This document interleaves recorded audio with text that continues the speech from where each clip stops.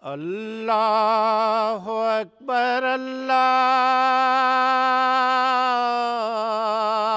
اکبر اللہ اکبر اللہ اکبر اشہد ان لا الہ الا اللہ اشہد ان لا الہ الا اللہ اشہد ان محمدًا رسول اللہ اشہد ان محمدًا رسول اللہ حی علی الصلاۃ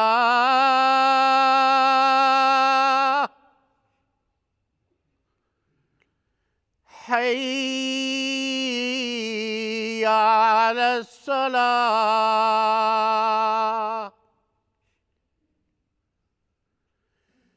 حی علی الفلاح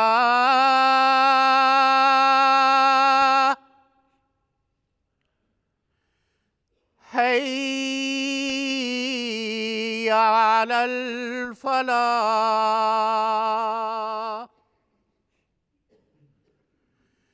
اللہ اکبر اللہ اکبر لا الہ الا اللہ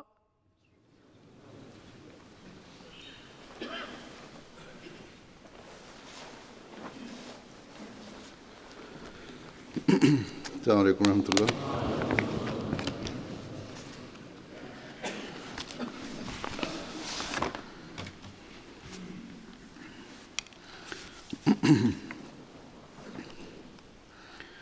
أشهد أن لا إله إلا الله وحده لا شريك له وأشهد أن محمدًا عبده ورسوله أما بعد فأعوذ بالله من الشيطان الرجيم بسم الله الرحمن الرحيم الحمد لله رب العالمين الرحمن الرحيم مالك يوم الدين إياك نعبد وإياك نستعين اهدنا الصراط المستقيم صراط الذين أنعمت عليهم غير المغضوب عليهم ولا الضالين۔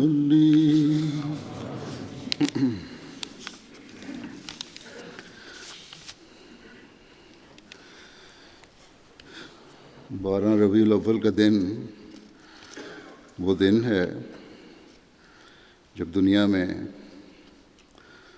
وہ نور آیا جس کو اللہ تعالیٰ نے سراج منیر کہا، جس نے تمام دنیا کو روحانی روشنی عطا کرنی تھی اور کی، جس نے خدا تعالیٰ کی حکومت دنیا میں قائم کرنی تھی اور کی، جس نے برسوں کے مردوں کو روحانی زندگی عطا دینی تھی اور دی، جس نے دنیا کو امن اور سلامتی عطا کرنی تھی اور عطا کی، جس کو اللہ تعالیٰ نے فرمایا کہ وما ارسلناک الا رحمۃ للعالمین، اور ہم نے تجھے دنیا کے لیے صرف رحمت بنا کر بھیجا ہے۔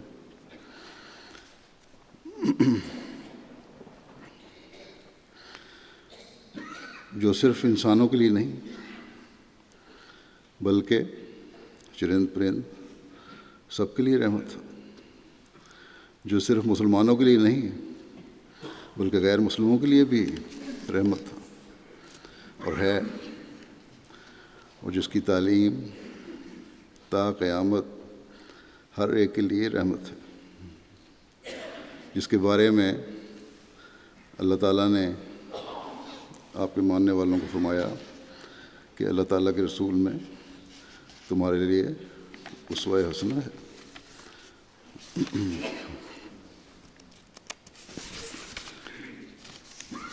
جیسا کہ فرماتا ہے کہ لقد کان لکم فی رسول اللہ اسوۃ حسنۃ،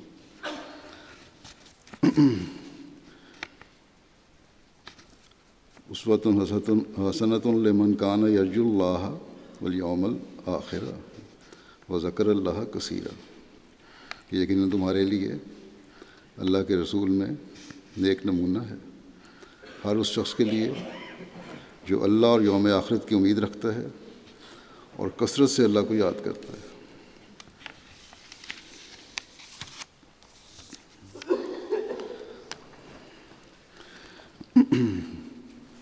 بس اس اسوہ حسنہ پر چلنے کے بغیر مسلمان نہیں کہلا سکتا۔ ہمارے نبی صلی اللہ علیہ وسلم نے ہمارے لیے توحید کے قیام کے بھی نمونے قائم کیے، عبادتوں کے بھی نمونے قائم کیے، اعلیٰ اخلاق کے بھی نمونے قائم کیے اور حقوق العباد کے بھی نمونے قائم فرمائے۔ لیکن افسوس ہے کہ آج کل کی مسلم اکثریت دعویٰ تو آپ کی محبت کا کرتی ہے، لیکن عمل اس کے الٹ ہے، جس کی ہمارے آقا حضرت محمد رسول اللہ صلی اللہ علیہ وسلم نے تعلیم دی تھی اور جو آپ نے عمل کر کے دکھائے تھے۔ آپ تو رحمت للعالمین بن کر آئے تھے، اور یہ لوگ جو محبت کا دم بھرتے ہیں اور آج 12 ربیع الاول کے دن کو بھی بڑے جوش سے منا رہے ہیں، اس میں بجائے یہ عہد کرنے کے کہ اے رسول، اے اللہ کے رسول صلی اللہ علیہ وسلم، ہم تیرے اسوے پر چلتے ہوئے رحمتیں ہر طرف پھیلائیں گے، اکثر مسلمان ملکوں میں فتنہ و فساد کی کیفیت ہے۔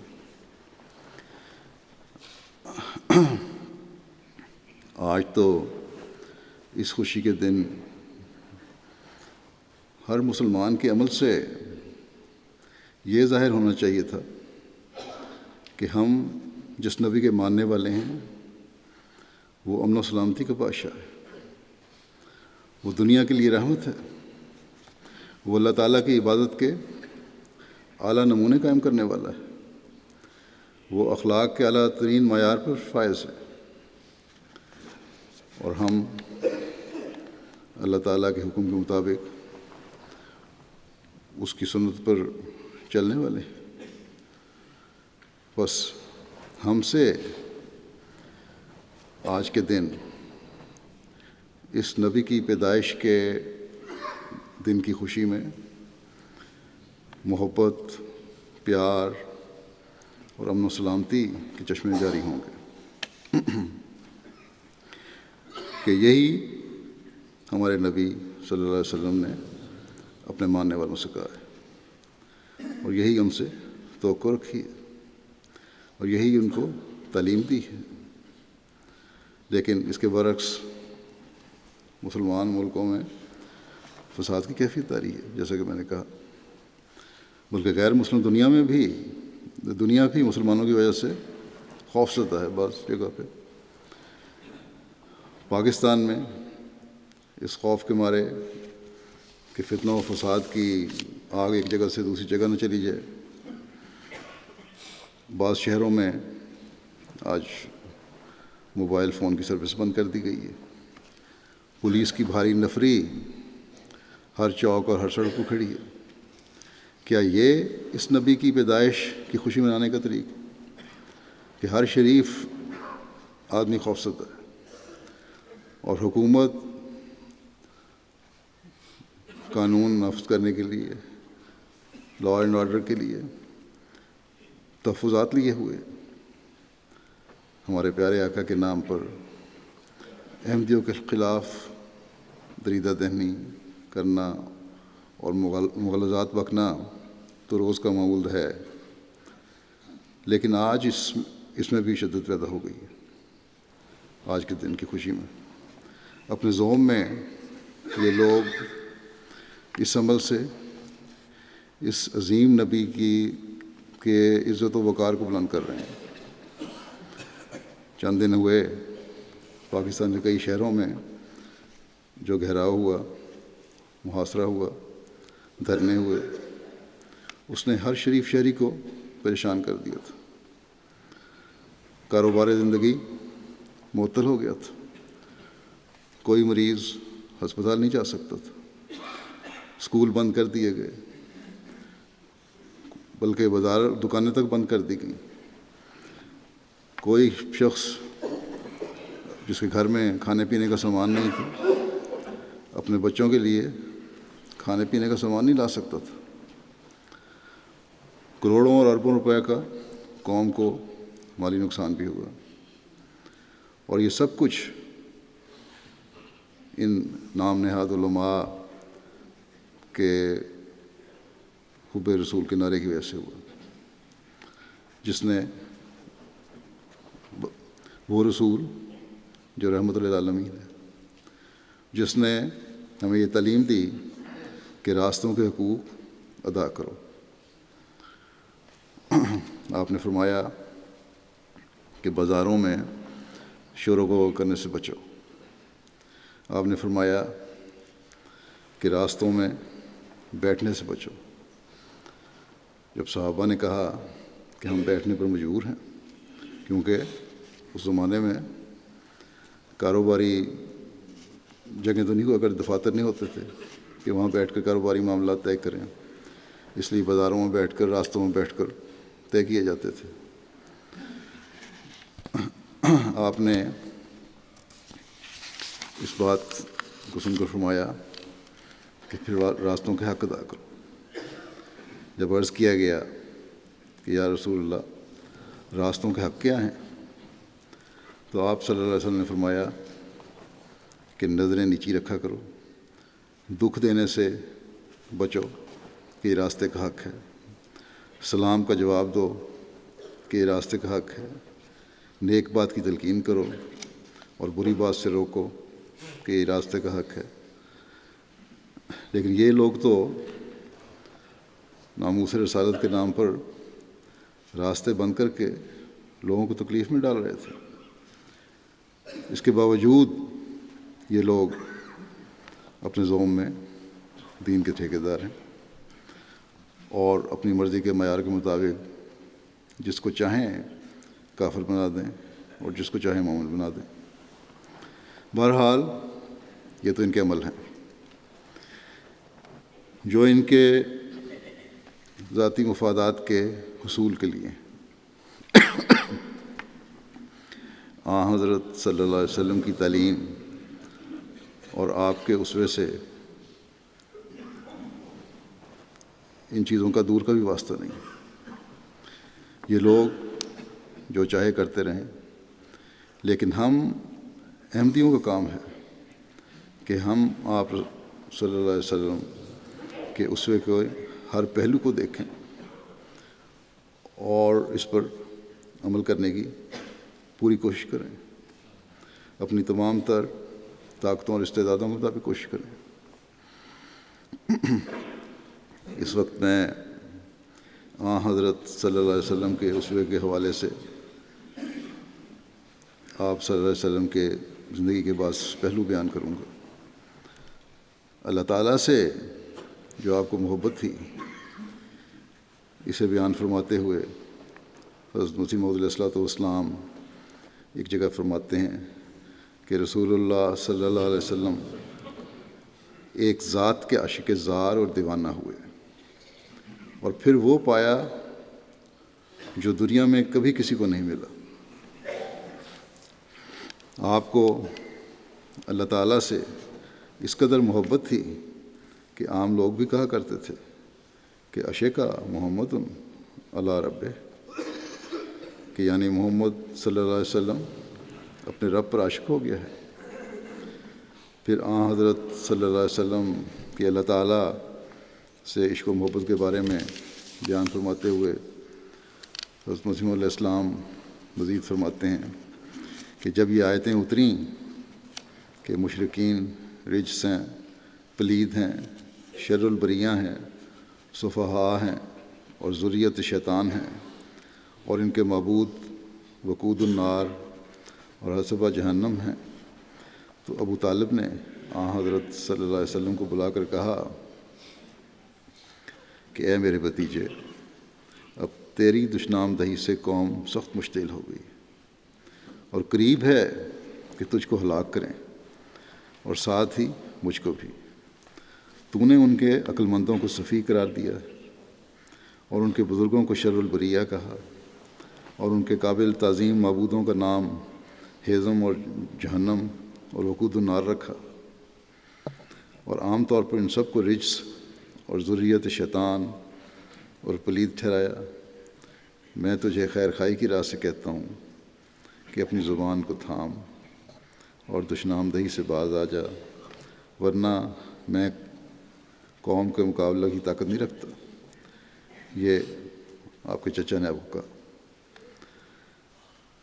حضرت مسیح علیہ السلام فرماتے ہیں کہ حضرت صلی اللہ علیہ وسلم نے جواب میں کہا کہ اے چچا، یہ دشنام دہی نہیں ہے، بلکہ اظہار واقعہ اور نفس الامر کا عین محال پر بیان ہے، اور یہی تو کام ہے جس کے لیے میں بھیجا گیا ہوں۔ اگر اس سے مجھے مرنا درپیش ہے تو میں بخوشی اپنے لیے اس موت کو قبول کرتا ہوں۔ میری زندگی اسی راہ میں وقف ہے، میں موت کے ڈر سے اظہار حق سے رک نہیں سکتا۔ اور اے چچا، اگر تجھے اپنی کمزوری اور اپنی تکلیف کا خیال ہے تو مجھے پناہ میں رکھنے سے دستبردار ہو جا۔ بخدا مجھے تیری کچھ بھی حاجت نہیں، میں احکام الہی کے پہنچانے سے کبھی نہیں رکوں گا۔ مجھے اپنے مولا کے احکام جان سے زیادہ عزیز ہیں۔ بخدا اگر میں اس راہ میں مارا جاؤں تو چاہتا ہوں کہ پھر بار بار زندہ ہو کر ہمیشہ اس راہ میں مرتا رہوں۔ یہ خوف کی جگہ نہیں، بلکہ مجھے اس میں بے انتہا لذت ہے کہ اس کی راہ میں دکھ اٹھاؤں۔ حضرت صلی اللہ علیہ وسلم یہ تقریر کر رہے تھے اور چہرے پر سچائی اور نورانیت سے بھری ہوئی رقت نمایاں ہو رہی تھی، اور جب حضرت صلی اللہ علیہ وسلم یہ تقریر ختم کر چکے تو حق کی روشنی دیکھ کر بے اختیار ابو طالب کے آنسو جاری ہو گئے، اور انہوں نے کہا کہ میں تیری اس اعلیٰ حالت سے بے خبر تھا، تو اور ہی رنگ میں اور ہی شان میں ہے۔ جا اپنے کام میں لگا رہے، جب تک میں زندہ ہوں، جہاں تک میری طاقت ہے میں تیرے ساتھ ہوں گا۔ آج ہم احمدیوں پر یہ الزام لگایا جاتا ہے کہ مرزا غلام احمد قادیانی علیہ السلام کو ماننے کی وجہ سے یہ کافر ہیں۔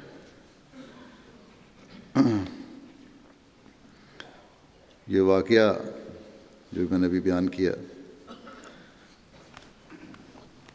یہ ہم تاریخ میں پڑھتے اور سنتے ہیں، لیکن جس بے اختیاری اور دلی کیفیت سے حضرت مسیح علیہ الصلوۃ والسلام نے اس کو بیان فرمایا ہے، اس سے آپ کے عشق محمد عربی صلی اللہ علیہ وسلم کا بھی اظہار ہوتا ہے، اور اس توسط سے پھر خدا تعالیٰ سے عشق کے راستے بھی نظر آتے ہیں جو آپ صلی اللہ علیہ وسلم نے ہمیں دکھائے۔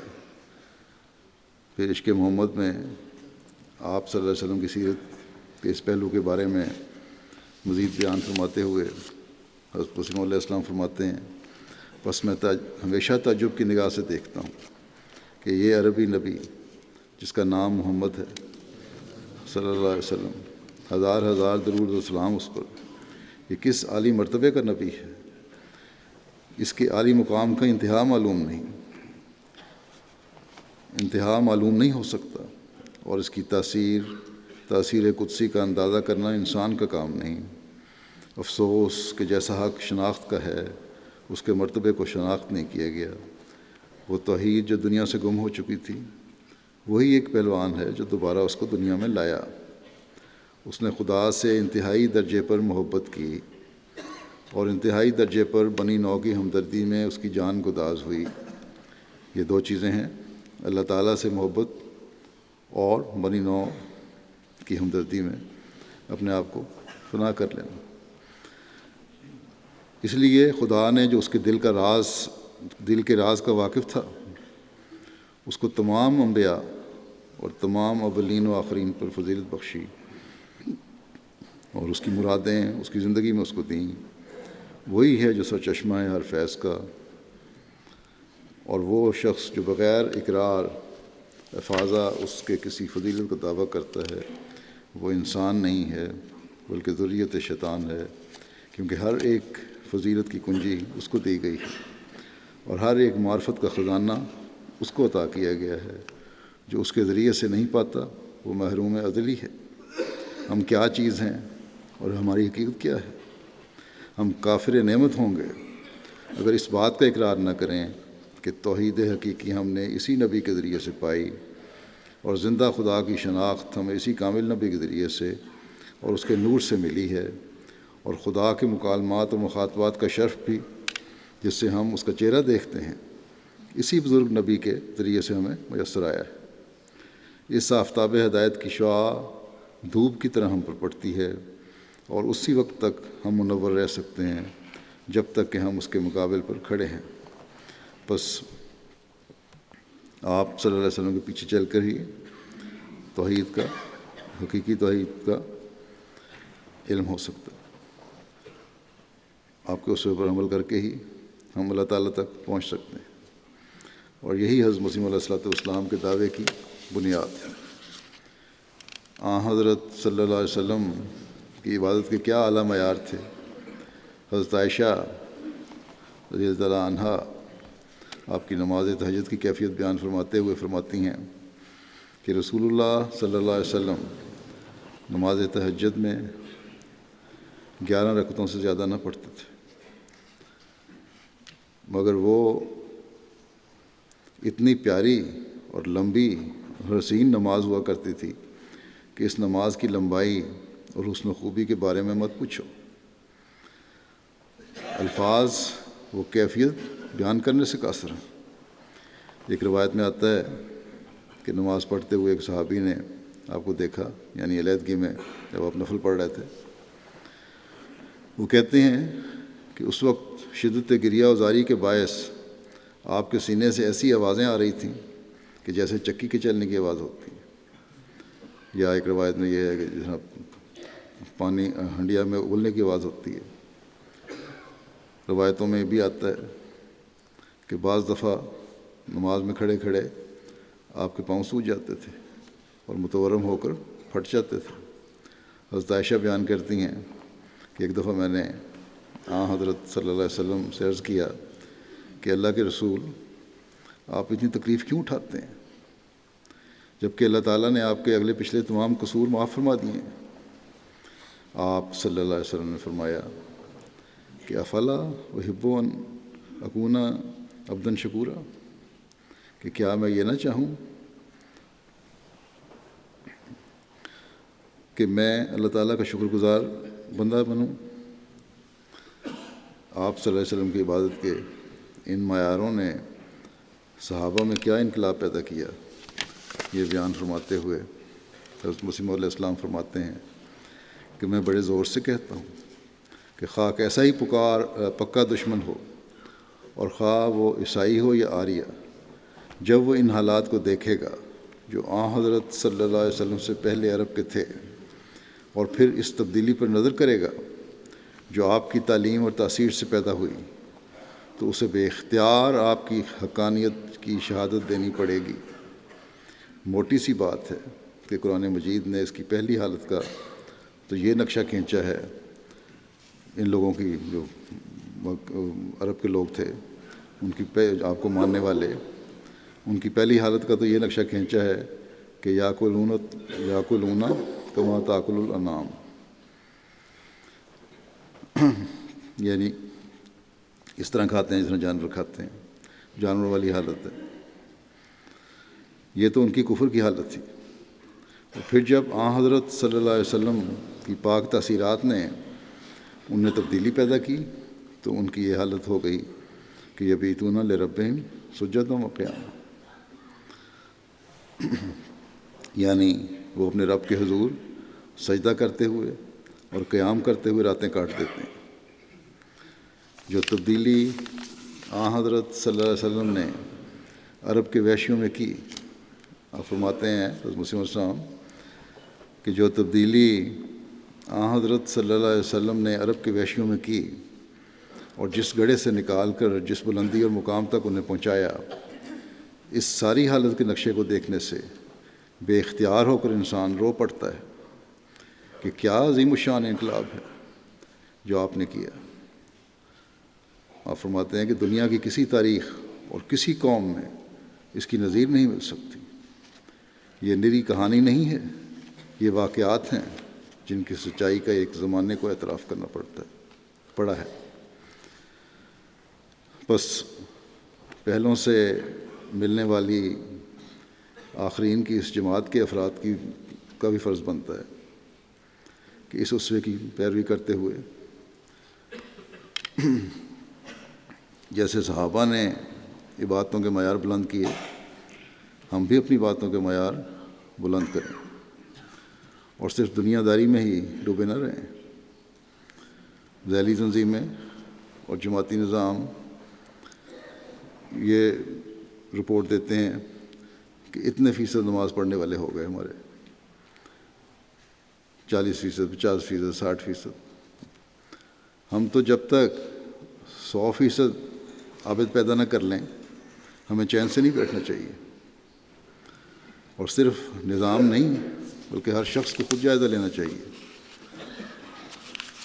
کہ میں کس حالت میں ہوں۔ پھر صدق و سچائی میں آپ صلی اللہ علیہ وسلم کا کیا اسوہ تھا۔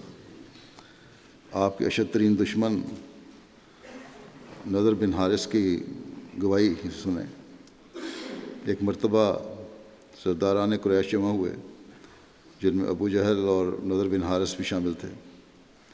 نبی کریم صلی اللہ علیہ وسلم کے بارے میں جب کسی نے یہ کہا کہ انہیں جادوگر مشہور کر دیا جائے یا جھوٹا قرار دیا جائے، تو نضر بن حارث کھڑا ہوا اور کہنے لگا کہ اے گروہ قریش، ایسا معاملہ تمہارے سامنے آ گیا ہے جس کے مقابلے کے لیے تم کوئی تدبیر نہیں لا سکتے۔ عرصے لا سکے۔ کہتے ہیں کہ محمد صلی اللہ علیہ وسلم تم میں ایک جوان لڑکے تھے اور تمہیں سب سے زیادہ محبوب تھے، سب سے زیادہ سچ بولنے والے تھے، تم میں سب سے زیادہ ایمانت دار تھے۔ اب تم نے ان کی کنپٹیوں میں عمر کے آثار دیکھے، یعنی سفید بال آنے شروع ہوئے، اور جو پیغام وہ لے کر آئے تم نے کہا کہ وہ جادوگر ہے، ان میں جادو کی کوئی بات نہیں، ہم نے بھی جادوگر دیکھے ہوئے ہیں۔ تم نے کہا وہ کاہن ہے، ہم نے بھی کاہن دیکھے ہوئے ہیں۔ وہ ہرگز کاہن نہیں ہے۔ تم نے کہا وہ شاعر ہے، ہم شعر کی تمام قسمیں جانتے ہیں، وہ شاعر نہیں ہے۔ تم نے کہا وہ مجنون ہے، ان میں مجنون کی کوئی علامت نہیں۔ اے گروہ قریش، مزید غور کر لو، تمہارا واسطہ ایک بہت بڑے معاملے سے ہے۔ پھر ابو جہل آپ کی سچے ہونے کا انکار کبھی نہیں کر سکا، یعنی کہ سچ بولنے کا۔ اس نے کہا کہ میں تمہیں جھوٹا نہیں کہتا، لیکن جو تعلیم لائے ہو وہ غلط ہے، کیونکہ تم ہمارے بتوں کے خلاف بول رہے ہو۔ ابو سفیان نے بھی ہرقل کے دربار میں یہی کہا تھا کہ آپ صلی اللہ علیہ وسلم نے کبھی جھوٹ نہیں بولا، اور سچ بولنے کی تلقین کرتے ہیں ہمیشہ۔ بس دشمن سے دشمن بھی آپ کو کبھی جھوٹا نہیں کہہ سکے، اور یہی آپ کی نبوت کے سچا ہونے کی بہت بڑی دلیل ہے۔ یہودی عالم نے آپ کے چہرے کو دیکھ کر کہا تھا کہ یہ جھوٹے کا چہرہ نہیں ہو سکتا۔ بس آج بھی آپ کی تعلیم اور عمل کی سچائی کے اعلیٰ معیار ہیں جو غیر مسلموں کو اسلام کے قریب کر سکتے ہیں۔ یہ جھوٹ، فریب اور دھوکہ اسلام کے خلاف نفرتوں میں بڑھا تو سکتا ہے، اسلام کے قریب نہیں لا سکتا۔ یہ دنیا داری کی باتیں اور اپنے حکومتوں کو قائم کرنا اور نام نہاد علماء کا اپنے ممبروں کو سنبھالنا جھوٹ کی بنیاد پر، یہ کبھی اسلام کی برتری ثابت نہیں کر سکتا۔ بس آپ صلی اللہ علیہ وسلم کے اسوے پر چلتے ہوئے احمدیوں کو اپنی سچائی کے معیار بلند کرنے کی ہمیشہ کوشش کرنی چاہیے، تاکہ اسلام کی خوبصورت تعلیم کے پھیلانے میں آسانی پیدا ہو۔ تبلیغ کے لیے ضروری ہے کہ قول و عمل ایک ہو۔ اگر عمل میں سچائی نہیں تو لوگ دینی تعلیم کو بھی جھوٹا سمجھیں گے۔ خدا تعالیٰ کی ذات ایک سچائی ہے، دین اسلام ایک سچائی ہے۔ اس سچائی کو پھیلانا اور سچ کے ذریعے سے پھیلانا آج ہمارا کام ہے۔ حضرت مسیح علیہ الصلوۃ والسلام فرماتے ہیں ایک عقل مند کو اقرار کرنا پڑتا ہے کہ اسلام سے کچھ دن پہلے تمام مذہب بگڑ چکے تھے اور روحانیت کو کھو چکے تھے، بس ہمارے نبی صلی اللہ علیہ وسلم اظہار سچائی کے لیے ایک مجدد اعظم تھے جو گمگشتہ سچائی کو دوبارہ دنیا میں لائے۔ اس فخر میں ہمارے نبی صلی اللہ علیہ وسلم کے ساتھ کوئی بھی شریک نہیں کہ آپ نے تمام دنیا کو ایک تاریکی میں پایا اور پھر آپ کے ظہور سے وہ تاریکی نور سے بدل گئی۔ جس قوم میں آپ ظاہر ہوئے آپ فوت نہ ہوئے جب تک کہ اس قوم نے شرک کا چولا اتار کر توحید کا جامہ نہ پہن لیا، اور نہ صرف اس قدر بلکہ وہ لوگ اعلیٰ مراتب ایمان کو پہنچ گئے اور وہ کام، صدق اور وفا اور یقین کے ان سے ظاہر ہوئے کہ جن کی نظیر دنیا کے کسی حصے میں پائی نہیں جاتی۔ یہ کامیابی اور اس قدر کامیابی کسی نبی کو بجز حضرت صلی اللہ علیہ وسلم کے نصیب نہیں ہوئی۔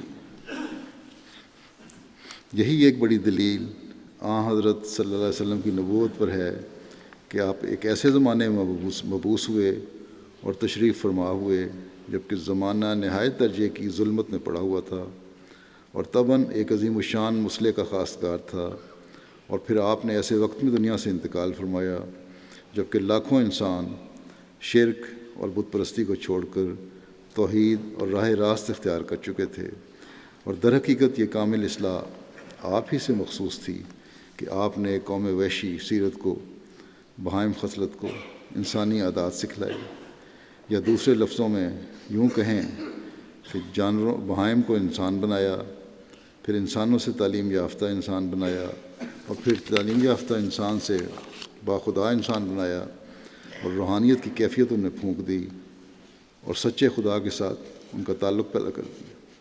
بس اگر حقیقی مسلمان کہلانا ہے، اگر سچے خدا کے ساتھ تعلق پیدا کرنے والا بننا ہے، تو پھر سچائی کے معیاروں کو بلند کرنے کی ضرورت ہے، اور اس کا حق آج اگر کوئی کر سکتا ہے تو احمدی کر سکتے ہیں کہ انہوں نے زمانے کے امام سے یہ عہد کیا ہے کہ وہ دین کو دنیا پر مقدم کریں گے۔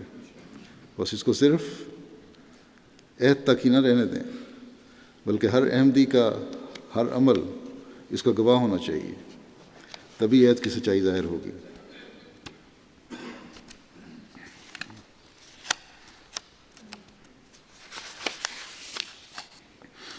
ایک خلق عظیم عجز و انکسار، یا کہہ سکتے ہیں عجز و انکسار میں بھی آپ کا خلق اپنی عظمتوں کو چھو رہا تھا۔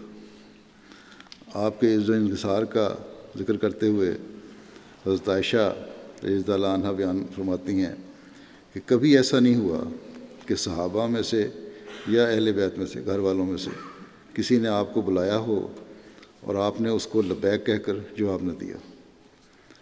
حضرت عائشہ فرماتی ہیں کہ اسی وجہ سے قرآن کریم میں اللہ تعالیٰ فرماتا ہے کہ اِنَّکَ لَعَلَىٰ خُلُقٍ عظیم، کہ تو خلق عظیم پر فائز کیا گیا ہے۔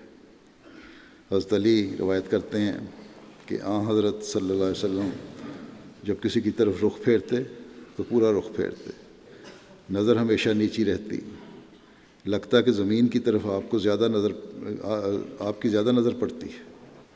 ہر ملنے والے کو سلام میں پہل کرتے۔ آپ نے فرمایا میں بنی آدم کا سردار ہوں، مگر اس میں کوئی فخر کی بات نہیں۔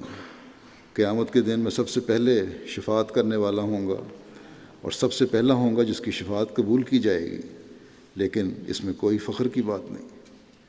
اور قیامت کے دن حمد کا جھنڈا میرے ہاتھ میں ہوگا، لیکن اس میں کوئی فخر نہیں۔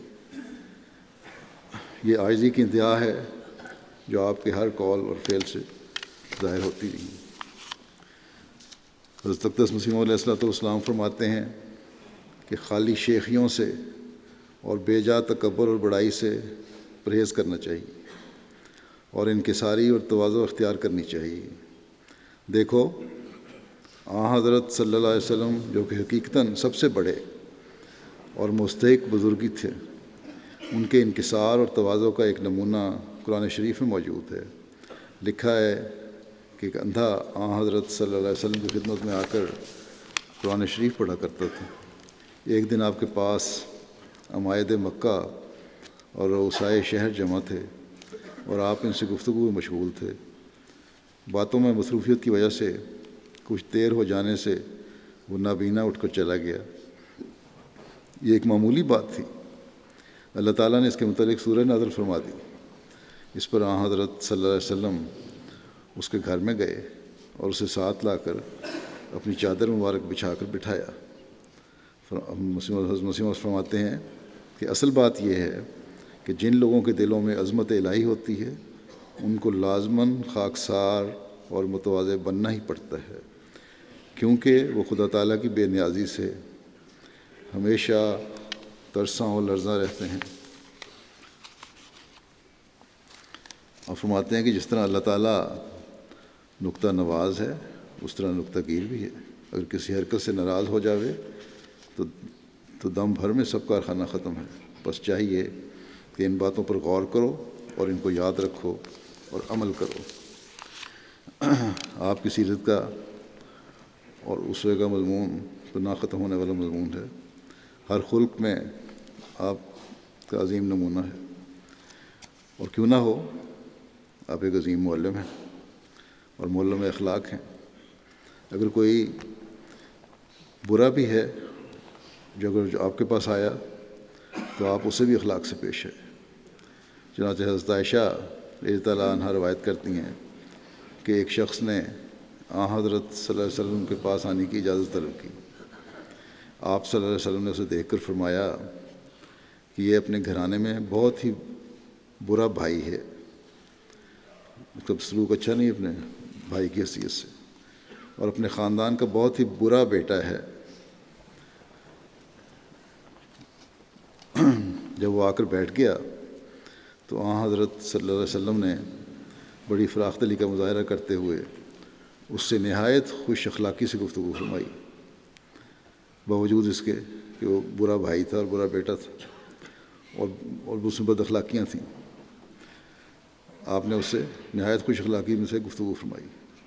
جب وہ چلا گیا تو حضرت عائشہ رضی اللہ عنہا نے پوچھا کہ اے اللہ کے رسول، جب آپ نے اسے دیکھا تو آپ نے اس کے بارے میں فلاں فلاں بات کی تھی، اور پھر اس سے گفتگو کے دوران آپ نے کمال خندہ پیشانی کا مظاہرہ فرمایا۔ آپ صلی اللہ علیہ وسلم نے فرمایا، عائشہ، تو نے کب مجھے بد زبانی کرتے ہوئے پایا؟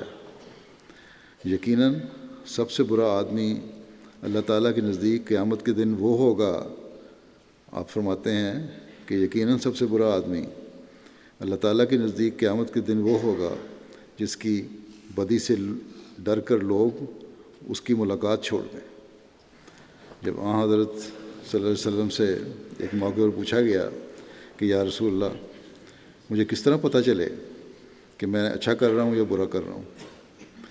آپ صلی اللہ علیہ وسلم نے فرمایا کہ جب تم اپنے پڑوسی کو یہ کہتے ہوئے سنو کہ تم اچھے ہو تو سمجھو کہ تمہارا طرز عمل اچھا ہے، اور جب پڑوسی کہے تم برے ہو تو تمہارا رویہ برا ہے، پھر سمجھ لو کہ تم برے ہو اور تمہارا رویہ جو ہے وہ صحیح نہیں ہے۔ بس اپنے اخلاق ہر حال میں اچھے رکھنے کی ضرورت ہے، اور یہی آج ایک احمدی کا شعور ہونا چاہیے۔ آج مسلمانوں میں جو فتنے ہیں، فساد ہیں، ان کی بنیادی وجہ یہی ہے کہ اخلاق کے معیار گر گئے ہیں۔ حضرت صلی اللہ علیہ وسلم کے اسوے کو لوگ بھول گئے ہیں اور صرف زبانی دعوے ہیں۔ آپ صلی اللہ علیہ وسلم کے کامل نمونہ کا ذکر کرتے ہوئے ایک جگہ حضرت مسیح علیہ السلام فرماتے ہیں کہ رسول اللہ صلی اللہ علیہ وسلم ساری باتوں کا نمونہ ہیں۔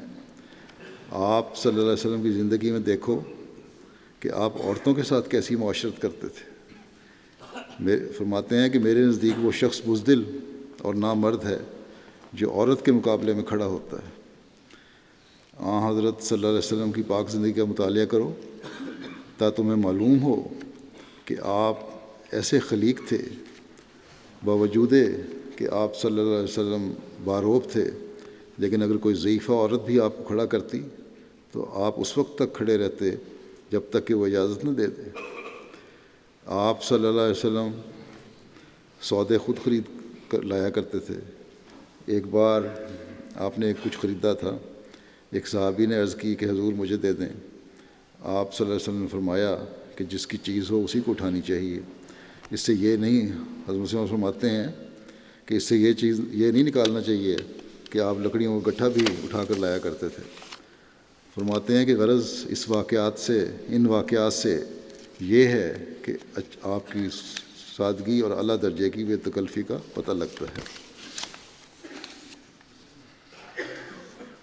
پھر حضرت مسیح علیہ السلام فرماتے ہیں کہ ہمارے نبی صلی اللہ علیہ وسلم کی طرف دیکھو کہ آپ کی نبوت کے زمانے میں سے 13 سال مصائب اور شدائد کے تھے، اور 10 سال قوت و ثروت اور حکومت کے۔ مقابلے میں کئی قومیں، اول تو اپنی ہی قوم تھی، یہودی تھے، عیسائی تھے، بت پرست قوموں کا گروہ تھا، مجوس تھے وغیرہ، جن کا کام کیا ہے؟ بت پرستی۔ جو ان کا حقیقی خدا کے اعتقاد سے پختہ اعتقاد اور مسلک تھا، وہ کوئی کام کرتے ہی نہ تھے جو ان بتوں کی عظمت کے خلاف ہو۔ شراب خوری کی یہ نوبت کہ دن میں 5 مرتبہ یا 7 مرتبہ شراب، بلکہ پانی کے بجائے شراب ہی سے کام لیا جاتا تھا۔ حرام کو تو شیر مادر جانتے تھے، اور قتل وغیرہ تو ان کے نزدیک ایک گاجر مولی کی طرح تھا۔ غرض کل دنیا کی اقوام کا نچوڑ اور گندے عقائد کا عطر ان کے حصے میں آیا ہوا تھا۔ اس قوم کی اصلاح کرنی اور پھر ان کو درست کرنا، اور پھر اس پر زمانہ وہ کہ یکا و تنہا بے یار و مددگار پھرتے ہیں، کبھی کھانے کو ملا اور کبھی بھوکے ہی سو رہے، جو چند ایک ہمراہی ان کی بھی ہر روز بری گت بنتی ہے۔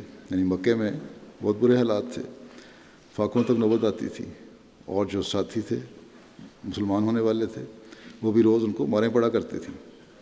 حضرت مسیح موعود فرماتے ہیں کہ بے کس اور بے بس تھے، ادھر کے ادھر اور ادھر کے ادھر مارے مارے پھرتے تھے، وطن سے بے وطن کر دیے گئے۔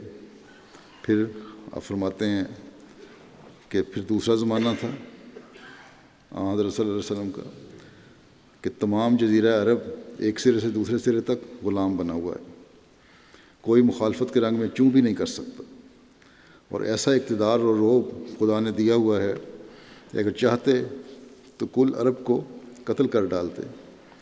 اگر ایک نفسانی انسان ہوتے تو ان سے ان کرتوتوں کا بدلہ لینے کا عمدہ موقع تھا جو پہلے ظلم ہوتے رہے تھے۔ جب الٹ کر مکہ فتح کیا تو لا تثریب علیکم اليوم فرمایا۔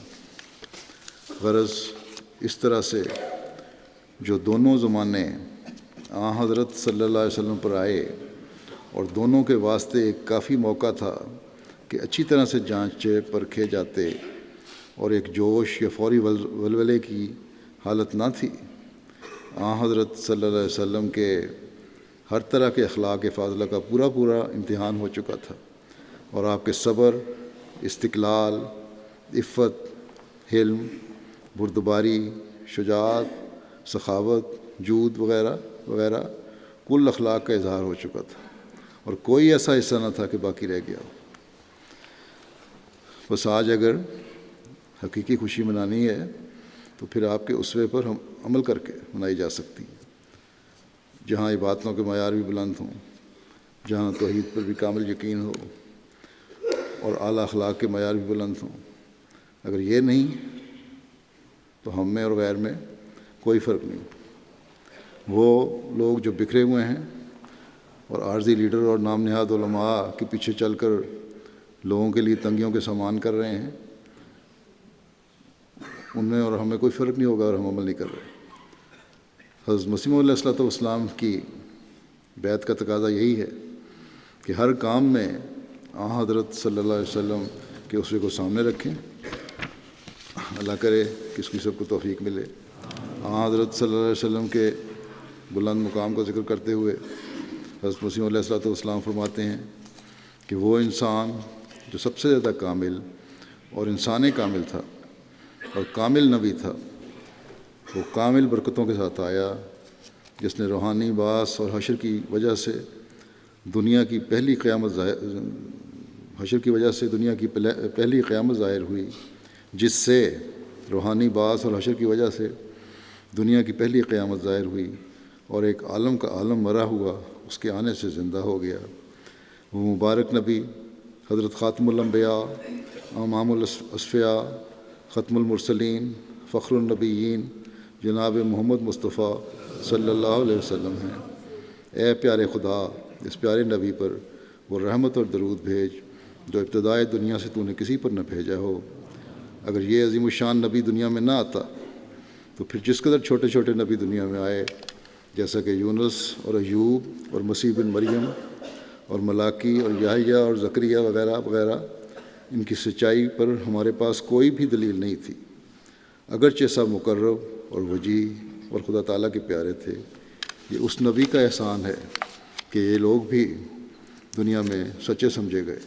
اللہم صلی وسلم وبارک علیہ وآلہ واصحابہ اجمعین، وآخر دعوانا ان الحمد للہ رب العالمین۔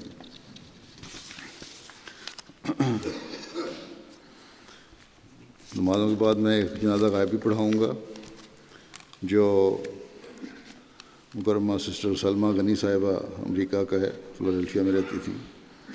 20 نومبر کو 83 سال کی عمر میں ان کی وفات ہو گئی۔ انا للہ و انا الیہ راجعون۔ امیر صاحب امریکہ لکھتے ہیں کہ 1960-61 میں 26 سال کی عمر میں انہوں نے بیعت کی اور جماعت میں شامل ہوئیں۔ پیشے کے لحاظ سے اسکول ٹیچر تھیں۔ 1975-76 کے جلسے میں ربا میں شمولیت کی توفیق ملی ان کو۔ بہت خوشی سے وہاں کے واقعات اور حضرت خلیفۃ المسیح ثالث رحمہ اللہ تعالیٰ سے ملاقات کا ذکر کرتی تھیں۔ ان کو تقریباً 15 سال بطور صدر لجنہ امریکہ خدمت کی توفیق ملی۔ آپ نے بہت محنت سے کام کیا اور لجنہ معاہلہ امریکہ کو ایک نئے لیول تک لے گئیں۔ آپ کو کئی مرتبہ فلاڈیلفیا کی صدر لجنہ کے طور پر بھی خدمت پر لانے کی توفیق ملی۔ مرحومہ 5 وقتہ نمازوں کے علاوہ تہجد کا بھی بہت خیال رکھتی تھیں، ہمیشہ جماعت کی ترقی کے لیے کوشاں رہتی تھیں۔ آپ کی بڑی خواہش تھی کہ فلاڈیلفیا میں مسجد مکمل ہو جائے اور اس کے لیے آپ دعائیں بھی کیا کرتی تھیں۔ امید ہے انشاءاللہ آپ جلدی مکمل ہو جائے گی۔ محترم امیر صاحب لکھتے ہیں کہ مقامی صدر صاحب کا کہنا ہے کہ بحیثیت صدر جماعت میرے ساتھ ان کا بہت اطاعت کا تعلق اور تعاون تھا، تمام ایکٹیویٹیز کو شیئر کیا کرتی تھیں۔ صدر صاحب مزید کہتے ہیں کہ 2 ماہ قبل جب آپ کو معدے کا کینسر کا علم ہوا تو میں وفات سے 1 ہفتہ قبل ان سے ملنے گیا۔ کہنے لگیں کہ میری وصیت سن لو، ڈاکٹر 4-6 مہینے کہتے ہیں لیکن چند دنوں کی بات ہے، جنازہ تو انہیں پڑھانا ہے، 3 دن زیادہ سے زیادہ انتظار نہیں کرنا، ولنگ بورو کی مسجد میں جنازہ ہوگا، قبر کا بندوبست فلاڈیلفیا میں ہو چکا ہے۔ مرحومہ کی کوئی اولاد نہیں تھی، آپ کے خاندان میں کوئی احمدی یا مسلمان بھی نہیں تھا، لیکن آپ کی بہن بھائیوں کے ساتھ دوسرے جو تھے سلوک بہت اچھا تھا۔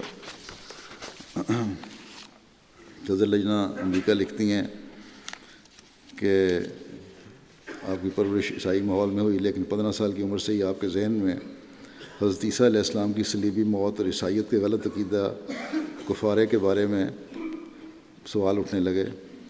آپ ایک ایسے مذہب کی تلاش میں تھیں جس سے آپ کے دل و دماغ کو اطمینان پہنچے۔ اسی جستجو میں انہوں نے کیتھولسزم کا گہرا مطالعہ کیا اور دیگر مذاہب یعنی بدھ مت، ہندو مت اور عیسائی فرقوں کے مختلف کے بارے میں معلومات حاصل کیں۔ ہر مذہب میں اچھی تعلیمات پائیں، لیکن ان میں سے کوئی مذہب آپ کی مطلوبہ توقعات پر پورا نہ اترا۔ چنانچہ اسی اسنا میں آپ کے ایک دوست جس نے کچھ عرصہ قبل ہی اسلام قبول کیا تھا آپ کو پمفلٹ دیا جس میں لکھا تھا کہ حضرت عیسیٰ کی وفات صلیب پر نہیں ہوئی۔ اس پمفلٹ کو دیکھتے ہی آپ کی آنکھیں بھر آئیں اور آپ نے کہا کہ میں ایک بار پھر زندہ ہو گئی۔ ایسا محسوس ہوتا تھا کہ ایک حصہ میرے وجود کا کئی سالوں سے مردہ تھا۔ اس پمفلٹ میں آپ کے ذہن میں اٹھنے والے تمام سوالوں کے جواب تھے۔ اس کے بعد آپ مسجد گئیں اور وہاں سے مختلف کتب کو خریدا، ان کا مطالعہ بھی کیا۔ آخرکار آپ نے امریکہ کے شہر فلاڈیلفیا میں بیعت کی سعادت حاصل کی۔ آپ نے اپنی زندگی کی آخری سانس تک اس جگہ رہائش رکھی۔ ایک مرتبہ ذکر کیا کہ یہ وہی پمفلٹ تھا جس پر لکھا تھا کہ حضرت عیسیٰ علیہ السلام کی وفات صلیب پر نہیں ہوئی، جو میرے اسلام لانے کی وجہ بنا، جو کہ سچا اور حقیقی مذہب ہے۔ بطور احمدی 54 سالہ زندگی بسر کی۔ اس میں آپ نے جماعت اور خلافت احمدیہ سے اخلاص و وفا اور پیار و محبت کا اعلیٰ ترین نمونہ قائم کیا۔ اطاعت میں دوسروں کے لیے ایک مثال تھیں۔ خلیفہ مسیح رابع رحمہ اللہ تعالیٰ کے دور میں 15 سال تک بطور صدر لجنہ امریکہ کی خدمت کی توفیق پائی۔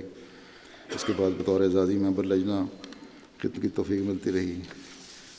آپ کو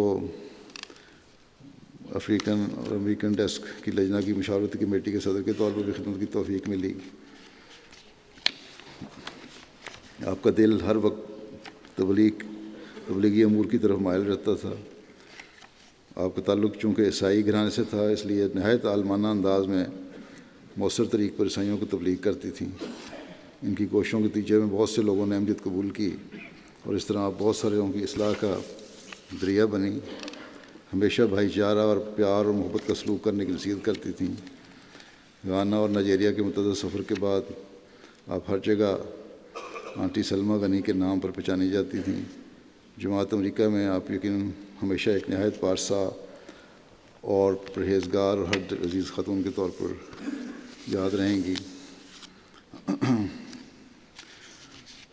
اللہ تعالیٰ مرحومہ کے درجات بلند فرمائے اور ان کے باقی جو ان کے ذریعے سے جو احمدی ہوئے ہیں، اللہ تعالیٰ ان کو بھی ثبات قدم عطا فرمائے اور امریکہ جماعت کو توفیق دے، امریکنوں کو بھی توفیق دے کہ وہ اسلام کے حقیقی پیغام کو سننے سمجھنے والے اور قبول کرنے والے ہوں۔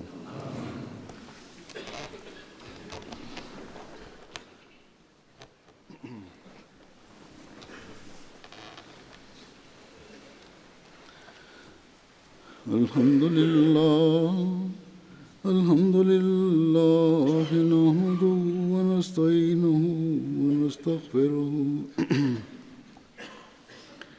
ونؤمن به ونتوكل عليه ونعوذ بالله من شرور أنفسنا ومن سيئات أعمالنا من يهده الله فلا مضل له ومن يضلل فلا هادي له ونشهد أن لا إله إلا الله ونشهد أن محمدا عبده ورسوله عباد الله رحمكم الله إن الله يأمر بالعدل والإحسان وإيتاء ذي القربى وينهى عن الفحشاء